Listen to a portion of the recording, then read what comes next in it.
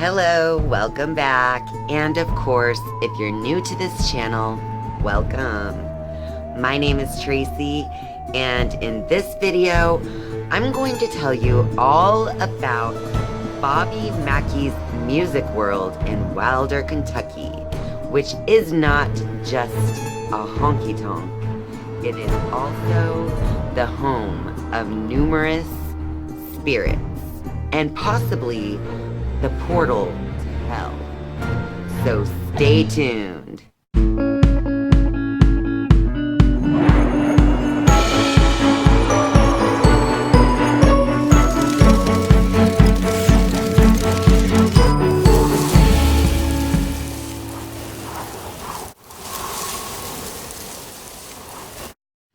Bobby Mackey's music world in Wilder, Kentucky is a honky-tonk that has country music, cold beer, hard liquor, lots of cowboys and cowgirls, and even a mechanical bull and a portal to hell. So this honky-tonk truly has something for almost anyone. Now, the reason that this location is believed to have a portal to hell is a very long and dark history indeed, full of murder, blood, and all kinds of violence, and even gangster crime activity. So let's just start by kind of going over the history of this land where Bobby Mackey's exists today. So this history begins all the way back with the Native Americans, because for centuries there were different tribes that actually fought over this land. It is because the land is actually very fertile, and it is right by the river. It's actually near the Licking River. And the address of Bobby Mackey's is 44 Licking Pike. So it all begins way back with the Native Americans fighting over the land, and then when the settlers arrived in the 1700s, this area was then called Leech's Station. Leech's Station. I hope I'm saying that correctly. It was after Major David Leech, who was given land for his service in the American Revolutionary War. So then at that time in the mid-1800s, and so there was a slaughterhouse built on the land right where Bobby Mackey sits today. And that slaughterhouse actually processed and drained the blood of countless thousands of animals all the time. And actually, they even dug a little type of drainage system down to the river. So every time there was a dump from the slaughterhouse, blood actually ran along in the ground all the way into the river. So this land is already very thirsty for blood since that time. So that was in the mid-1800s. After this slaughterhouse shut down in 1896, a young lovely lady by the name of Pearl Bryan, who is only 22, was actually pregnant and was brutally murdered by the man who was believed to be the father of the baby.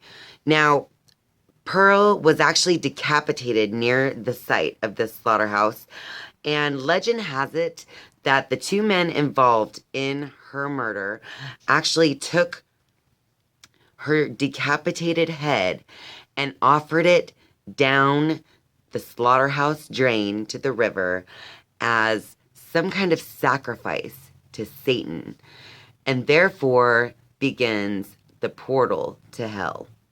That portal to hell right now exists in the basement of Bobby Mackey's music world. We're still not even done with the brutal, murderous history of this place. After the slaughterhouse had shut down and that poor young Pearl Bryan was murdered and pregnant and murdered and offered as a sacrifice to the devil, Then came a roadhouse that was built and actually became more of a speakeasy during the Prohibition years, from 1919 to 1933. So later, in the later 1930s, E.A. Brady, or Buck Brady, actually built a place called the Primrose here. It's all about, food, drinks, music, and dancing. Now, the Primrose was very, very successful. I'm actually referring to America's Most Haunted, which I've referenced in the past, but this is my great researching tool for these haunted places. But it says here that the Primrose was so successful that it drew business away from the nearby Beverly Hills Country Club, owned by a Newport crime group, the Cleveland Syndicate, who sent in enforcer Red Masterson to persuade Brady to sell. Brady decided to be proactive and ambush Masterson in the parking lot, shooting but not killing him. Masterson actually recovered, and Brady was tried for attempted murder, convicted of a much lesser crime because Masterson would not testify against him, and so he realized the writings on the wall. Therefore, the Cleveland Syndicate took control of the Primrose in 1947, and now they reopened it and renamed it. So it went from the Primrose to another club called the Latin Quarter Supper Club. So it turned out that the Latin Quarter was even more successful than the Primrose. And they even had an illegal gambling casino hidden away from the general population. Now, it was while it was called the Latin Quarter when someone named Johanna was believed to have existed. Now, the story of Johanna is an interesting one because it's still tied into Bobby Mackey's today, because they actually wrote a song that they sing about Johanna, and that song is Making Her Spirit Live On. So I want to also read about Johanna from the book as well. It was during this time that another legendary tragedy befell the building. The beautiful and talented Johanna, a popular club dancer, fell in love with crooner Robert Randall, who was smitten by her exotic charms. The romance blossomed, much to the dismay of Johanna's gangster father, who forbade the couple from seeing each other. When they refused to give up their relationship, Johanna's father had Randall killed. More blood offerings to the darkness at the club. The enraged and heartbroken Johanna tried to poison her father as revenge for her lover's death, and then poisoned herself in her dressing room in the basement of the Latin Quarter. This tragedy, if it actually happened, didn't deter the success of the club. The mob's reign lasted until 1961, when authorities finally clamped down on organized crime in the area, destroying gambling equipment and shutting the club down for good.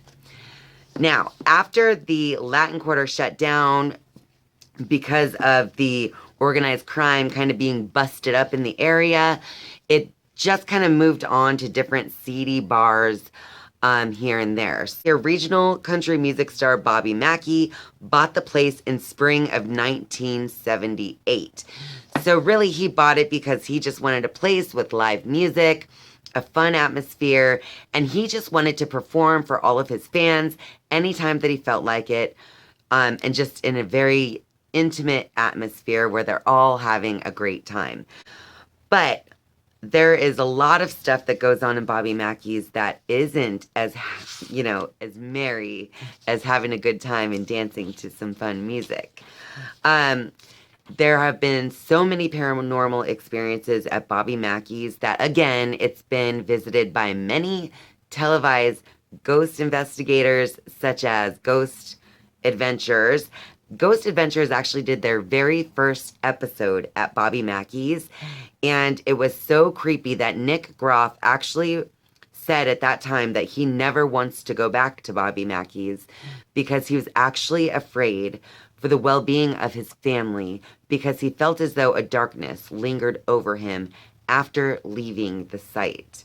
Now that you understand the history of Bobby Mackey's, let's go into how this portal to hell really kind of began. So now I want to introduce you to someone by the name of Carl Lawson.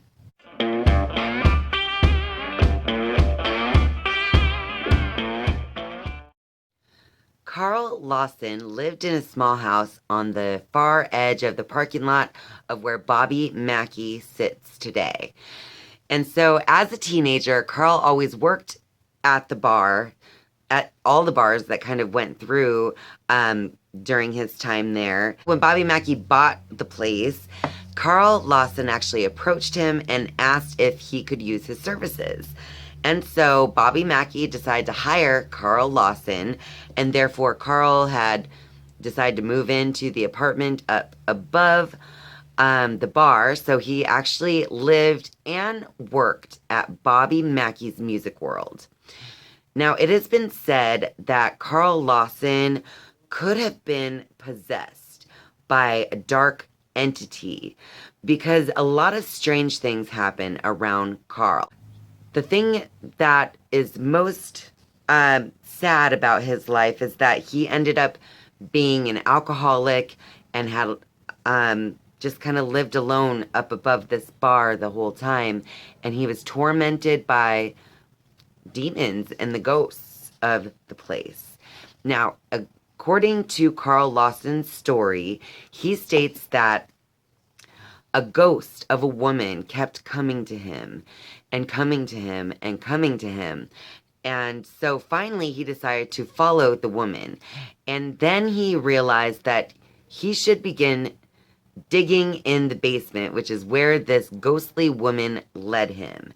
And so he began to dig around in the basement, and that is when the well was unearthed, which then Carl Lawson claims is when the really strange and dark things began to happen at Bobby Mackey's Music World. Now, along with the spirit of Johanna, which is not violent at all, but sometimes actually makes people feel overwhelmed with emotion, there are also some gangster spirits here who are violent and just want you to get out. And then there are also spirits of grumpy past owner George Gibhart. That was Buck Brady's business partner. So he used to live up in that apartment as well. And they call him Grumpy George because he's never very happy to see any people up in that apartment either. So Bobby Mackey's Music World is just full of all kinds of different energy. But from all of the experiences that I've seen and read and heard, everybody says that there's definitely something paranormal going on at Bobby Mackey's Music World. So I want to share with you at least one personal experience. So I'm going to go ahead and choose an experience from the book America's Most Haunted. And this one is actually an experience that Matt Coates had, and he is the bar manager. So he'd heard stories and seen coworkers get all up in arms about the spirits. But the only spirits I was interested in were the ones in the bottles. I don't scare easy, so I wasn't much worried about any of the so-called demons of the bar. Well, I changed my mind pretty quickly after an incident in the basement that scared the hell out of me. Back in the winter of 2008, it was real cold and I was dealing with some broken pipes in the basement. He'd been working on getting them fixed and everything cleaned up before he opened for the night. And when he was just about finished, he bent over to put his tools away. When he tried to stand up, he almost toppled over. I figured I was just tired from being downstairs for so long, so I tried to shrug it off, but it got worse. It was this heavy pressure. I felt like I couldn't breathe, like someone was sitting on my chest. I tried to stand up straight to get a deep breath in and open up my lungs. And then all of a sudden, some type of force picked me up about 2 feet in the air, right off the ground, and threw me across the room. I'm 6'1", 300 pounds. I'm no little twig whatsoever. But this thing had to be very powerful. I didn't trip or fall. I was lifted up and flung backwards across the basement like a rag doll. I landed flat against the wall. I've never had anything like that happen to me before or since that incident, but it sure did change my ideas about the kind of things haunting this place. This wasn't any shadow person or white silhouette. No creepy noises. I can handle that. This was a violent attack. Something evil was pissed off and tried to hurt me. The only thing I can think of is that I've been down in the basement working on stuff, changing things around that had been the same for over 50 years. Maybe someone was upset with me, even though I was just doing what I had to do to keep the place running smooth.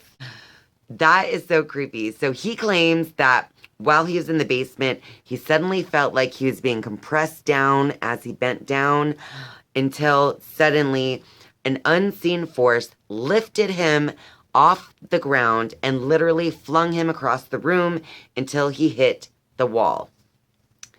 So whatever was in the basement on that day was actually a violent and powerful spirit.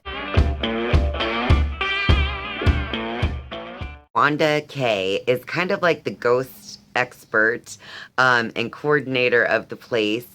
And she actually does not recommend pregnant women to come and do investigations for the paranormal at Bobby Mackey's. Because actually pregnant women have been known to be pushed down the stairs. And even Bobby Mackey's first wife was pushed down the stairs while pregnant with her daughter. And her daughter was actually born prematurely after that event.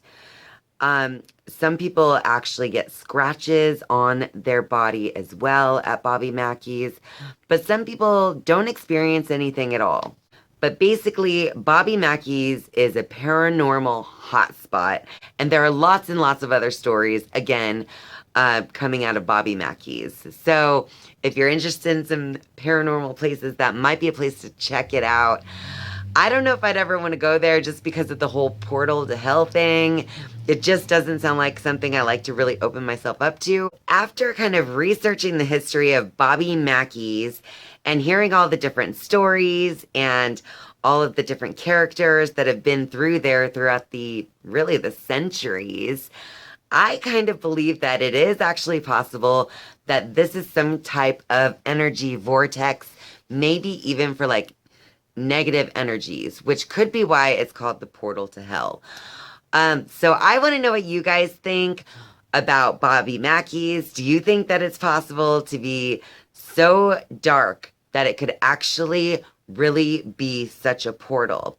So if you have any comments to make, be sure to put them down below. If you like the video, give me a like, that little thumbs up. And if you have not yet subscribed to this channel, now might be a good time to do it. Halloween Spooktacular is going strong, so you do not want to miss any of the videos that I put up because I'm posting a brand new video every single day to keep you in the spooky spirit for Halloween. Thank you guys so much for watching and spending your time with me. I love you, and I'll see you next time. Bye.